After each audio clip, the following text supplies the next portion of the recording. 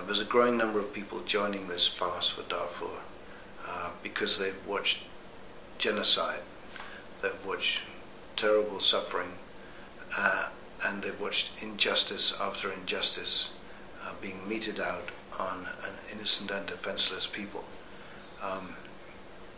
I'm sure that we're living in a time where we have technological tools to bring about change. For the very first time, any person on any part of the surface of the globe can communicate with any other person. And we are at the same time losing our faith in institutions, in governments, and although governments have a real role to play and the UN does, there is still enormous influence at work for strategic interests of those in power. That the UN doesn't really represent the people of the world, it represents the governments of the world. So I'm convinced that an ecosystem is beginning to form, of which campaigns like this are one example.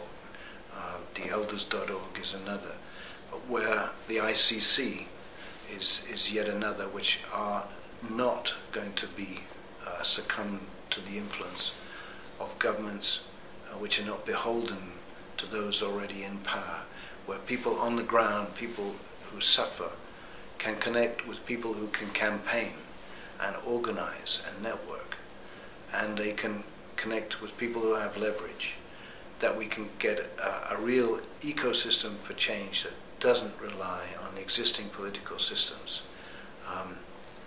That is one of the reasons I'm involved in this, because I think campaigns like this are really important, that the voices of the voiceless get heard, but suffering gets seen and heard and connected to those who can bring about change.